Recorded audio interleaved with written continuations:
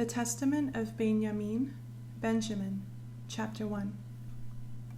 A copy of the words of Binyamin, which he testified to his sons, having lived 125 years.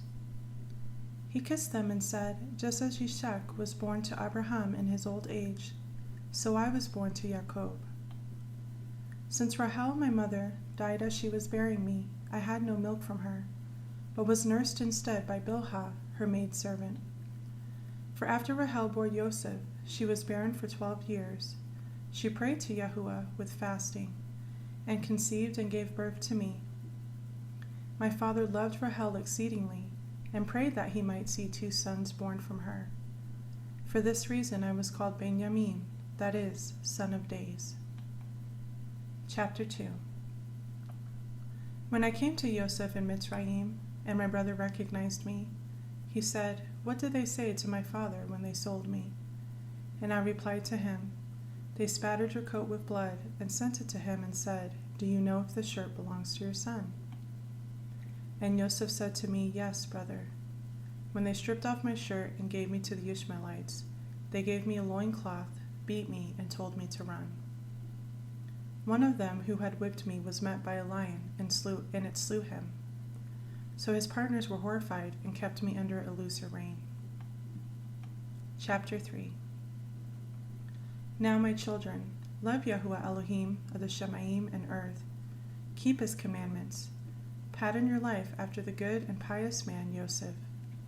Let your thoughts incline to the good, as you know to be so with me, because he who has the right set of mind sees everything rightly.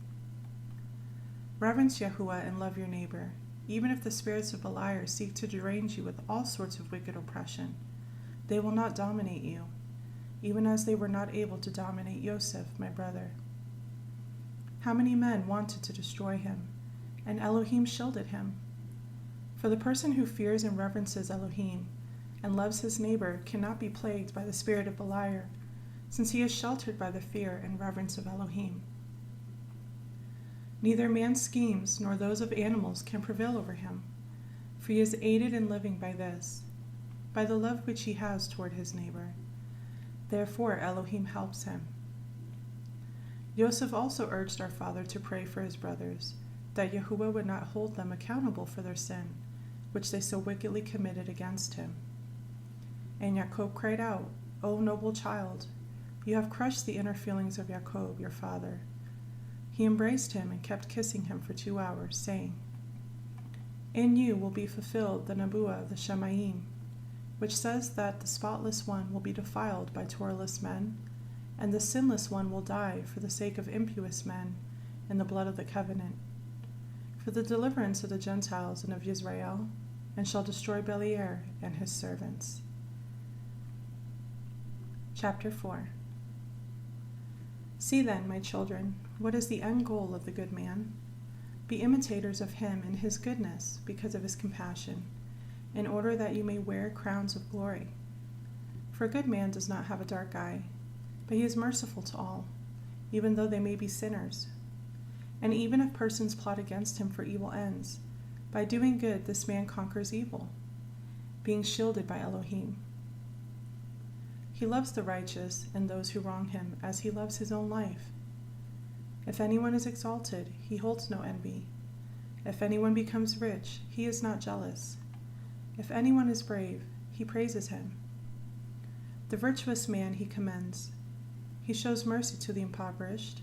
To the weak he shows compassion. Unto Yahuwah he sings praises. He loves the person who has the grace of a good ruach, as he loves his own life. Chapter 5. If your mind is set toward good, even evil men will be at shalom with you. The deprived will respect you and will turn back to the good. The greedy will not only abstain from their passion, but will give to the oppressed the things which they covetously hold. If you continue to do good, even the unclean spirits will flee from you, and wild animals will fear you. For where someone has within himself respect for good works, and has light in the mind, darkness will flee away from that person.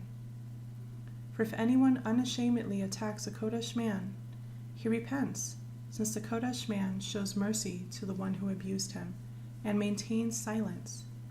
If anyone betrays a righteous man, the righteous man prays. Even though for a brief time he may be humbled, later he will appear far more glorious, as happened with Yosef, my brother. Chapter 6. The deliberations of the good man are not in the control of the deceitful spirit Beliar, for the messenger of Shalom guides his life. For he does not look with passionate longing at corruptible things, nor does he accumulate wealth out of love for pleasure. He does not find delight in pleasure, nor does he grieve his neighbor, nor does he stuff himself with delicacies, nor is he led astray by visual excitement. Yahuwah is his portion. The good mindset does not receive glory or dishonor from men, nor does it know deceit or lying, or conflict or abuse. For Yahuwah dwells in him, illumines his life, and he rejoices in everything at every appropriate time. The good set of mind does not talk from both sides of its mouth, praises and curses, abuse and honor, calm and strife, hypocrisy and truth, poverty and wealth, but it has one disposition, uncontaminated and pure toward all men. There is no duplicity in its perception or its hearing. Whatever it does or speaks or perceives, it knows that Yahuwah is watching over its life. For he cleanses his mind in order that he will not be suspected of wrongdoing, either by men or by Elohim. The works of Beliar are twofold, and have in them no integrity. Chapter 7. So I tell you, my children, flee from the evil of Beliar, because he offers a sword to those who obey him. And the sword is the mother of the 7 evils. It receives them through Beliar. The first is moral corruption. The second is destruction. The third is oppression. The fourth is captivity. The fifth is want. The sixth is turmoil. The seventh is desolation. It is for this reason that Cain was handed over by Elohim for 7 punishments. For in every 100th year, Yahuwah brought upon him 1 plague. When he was 200 years old, suffering began, and in his 900th year he was deprived of life. For he was condemned on account of Habel his brother, as a result of all his evil deeds. But Lamech was condemned by 70 times 7. Until eternity, those who are like Cain in envy and hatred of brother shall be punished with similar judgment. Chapter 8. But you, my children, run from evil, envy, and hatred of brothers. Cling to goodness and love, for the person with the mind that is pure with love does not look on a woman for the purpose of having sexual relations. He has no pollution in his heart, because upon him is resting the Ruach of Elohim. For just as the sun is unpolluted, though it shines on dung and slime, but dries up both and drives off the bad odor, so also the pure mind, though surrounded with the corruptions of earth, cleanses instead, and is not itself corrupted. Chapter 9. From the words of Enoch the righteous, I tell you that you will be sexually promiscuous, like the promiscuity of the Sodomites, and will perish, save a few. You shall resume your actions with loose women, and the sovereignty of Yahuwah will not be among you, for he will take it away forthwith. But in your allotted place will be the Heikel of Elohim, and the last Heikel will exceed the former in glory. The 12 tribes shall be gathered there in all the nations, until such a time as the Most High shall send forth his deliverance, through the ministration of the only begotten Nabi. And he shall enter into the Heikel, and there shall, like the Adonai, be treated with outrage, and he shall be lifted up upon a tree. And the veil of the Heikel shall be rent, and the Ruach of Elohim shall pass unto the Gentiles as fire poured forth. And he shall ascend from Sheol, and shall pass from earth into Shemayim. And I know how lowly he shall be upon earth, and how glorious in Shemayim. Chapter 10. When Yosef was in Mitzrayim, I earnestly desired to see his appearance and the form of his face, and through my father Jacob's prayers I saw him. While I was awake during the day, just as he was, his whole appearance. After he had spoken these things to them, he said, "You know then, my children, that I am dying. Do the truth, each of you to his neighbor. Keep the Torah of Yahuwah and his commandments. For I leave you these things instead of an inheritance. Give them then to your children for an eternal possession. That is what Abraham, Yitzhak, and Jacob did.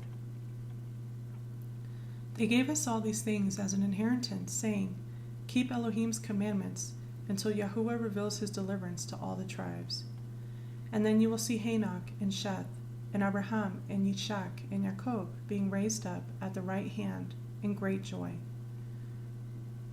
Then shall we also be raised, each of us over our tribe, and we shall worship the sovereign of the Shemaim, who appeared upon earth in the form of a man in humility.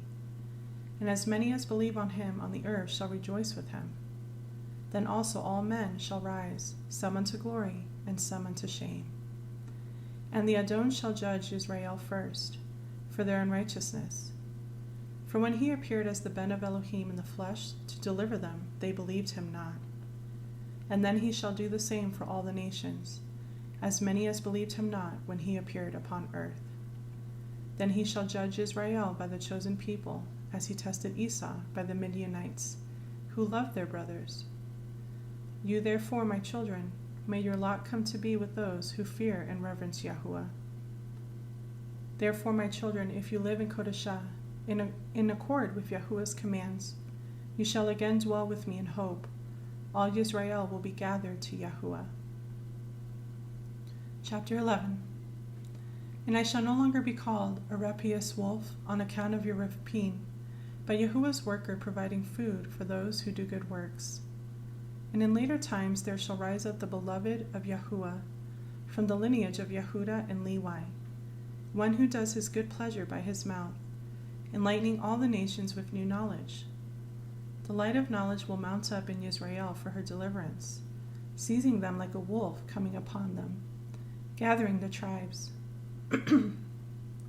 Until the consummation of the ages, he shall be in the congregations of the nations and among the rulers, like a musical air in the mouths of all. He shall be written of in sacred books, both his work and his word, and he shall be Yahuwah's chosen one forever. He shall range widely among them, like my father Jacob, saying, He shall fill up what was lacking of your tribe. Chapter 12. And when he had finished his statements, he said, I command you, my children, carry my bones up out of Mitzrayim. Bury me in Hebron near my fathers. Binyamin died last of all, in his 125th year at a ripe old age, and they placed him in a coffin. And in the 91st year after the departure of the sons of Israel from Mitzrayim, they and their brothers took up the bones of their father secretly, because of the war with Canaan, and buried them in Hebron by the feet of their fathers. Then they returned from the land of Canaan and resided in Mitzrayim until the day of the departure from Mitzrayim.